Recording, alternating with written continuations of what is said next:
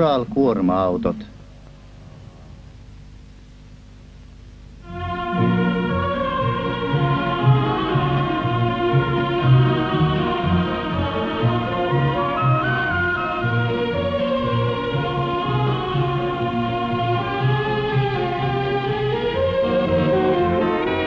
Etelä-Uralia. Mias-kaupunki levittäytyy maalauksellisen kauniiden metsien ja järvien keskellä. Se on autorakentajien kaupunki. Täällä autotehtaa liukuhihnalla syntyvät ääripohjolan ja kaukoidän, Keski-Aasian ja Siperian taigan olosuhteisiin tarkoitetut neuvostoliittolaiset kolmiakseliset Ural-maastokuorma-autot.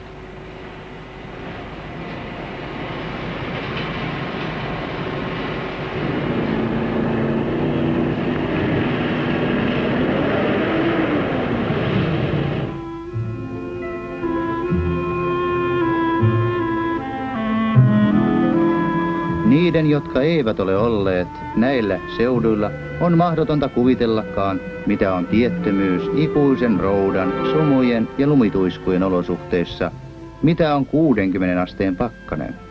Tällaisten lämpötilojen oloissa monet aineet ja materiaalit alkavat käyttäytyä aivan poikkeavasti. Bensiini syttyy vaivalloisesti ja moottorin käynnistys aiheuttaa monituntisen ongelman.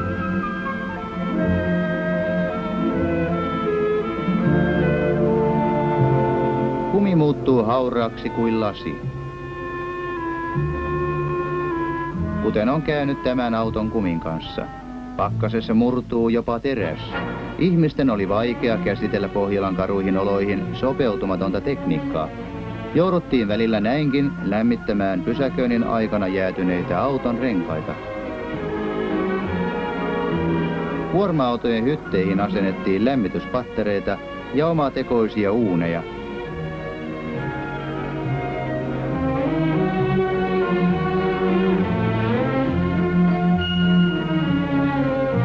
Uusien alueiden käyttöön ottamiseksi tarvittiin uudenlaista teknillistä kalustoa, tällaista. Muovinen lämpösuoja, kaksinkertainen lasitus ja ikkunoiden huolellinen tiivistäminen. Pohjoisvyöhykkeitä varten rakennettujen Ural-autojen hytit suojaavat kuljettajia luotettavasti pakkaselta. Lisäpolttoainesäiliöt ja sumulyhdyt ovat Pohjolan vaikeita olosuhteita varten.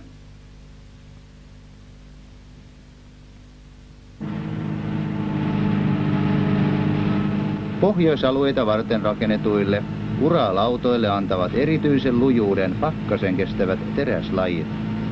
Kokeilulaitteessa määriteltiin autolle välttämätön kestävyyskerroin.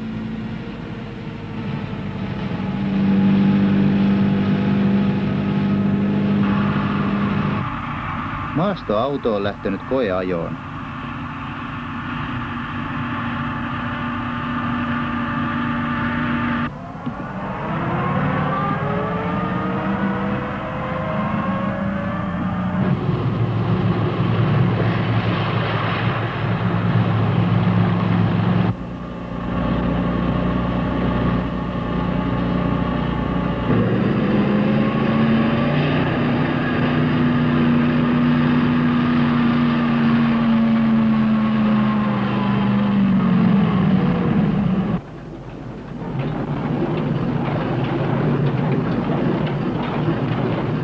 Koeajon perustehtävänä on määritellä tarkalleen auton heikot rakennekohdat, ottaa käyttöön luotettavammat rakenteet.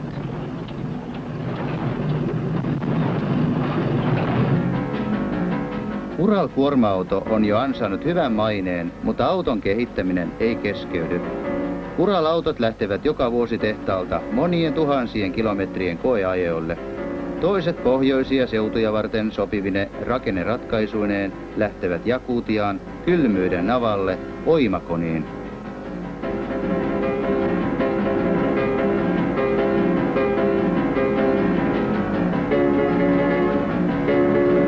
Toiset etelän ilmastoon tarkoitetut suuntautuvat kaikkien kuumimmille seuduille Karakumin aavikoille. Autiomaan olosuhteet eivät ole helpompia kuin pohjoisessakaan, joten trooppiset Ural-autot vaativat nekin erityisen tarkistuksensa. Mitä lähemmäksi tullaan Oymyakonia, sitä tuntuvammin kokee Pohjolan luonnonvoimat. Niiden kavalimpia ilmentymismuotoja on jääkuori. Jos sattuu vajoamaan ohuen jääkuoren alle ja juuttumaan siihen vain muutamaksi minuutiksi, niin säälimätön pakkanen kahlitsee lähtemättömästi auton jäiseen ansaansa.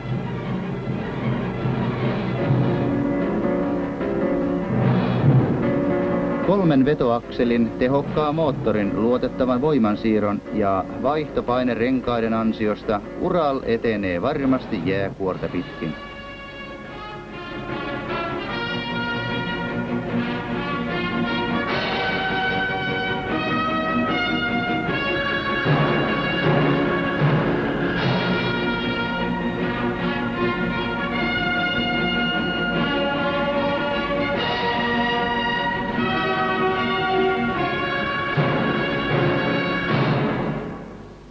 Koeajajat ohjaavat autoa kaikenlaisia esteitä kohti, sillä sen avulla on mahdollista tutkia auton ominaisuuksia erilaisissa olosuhteissa.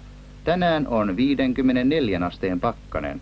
Miten pitkän ajan on käytettävä käynnistyslämmityntä, jolla auto on varustettu, jotta kampiakselin pyörittämiseen tarvittava tehotarve pienenisi puolella ja moottori olisi mahdollista käynnistää auton käynnistinmoottorilla. Muutaman tunnin asemesta vain 38 minuuttia. Tällaisella pakkasella se on loistava saavutus.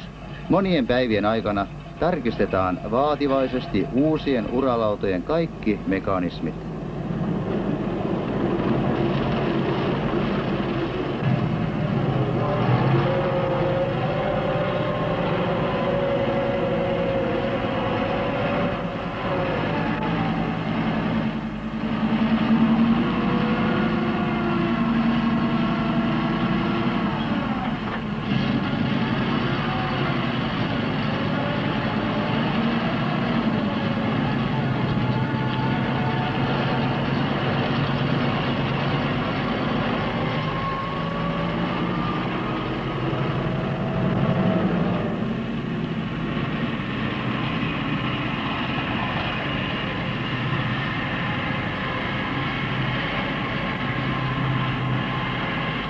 Koeajat joutuvat pitkän aikaa työskentelemään kaukana kotiseuduiltaan ja työskentelevät antaakseen uusille Ural-merkkisille autoille luotettavan tien elämään.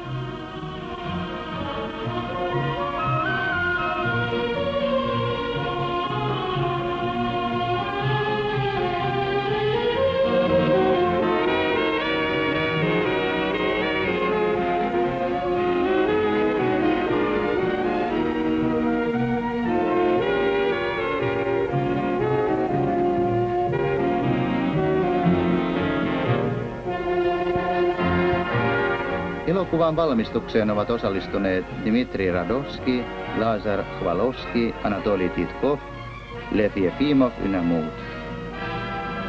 Sverdlovskin elokuvastudio.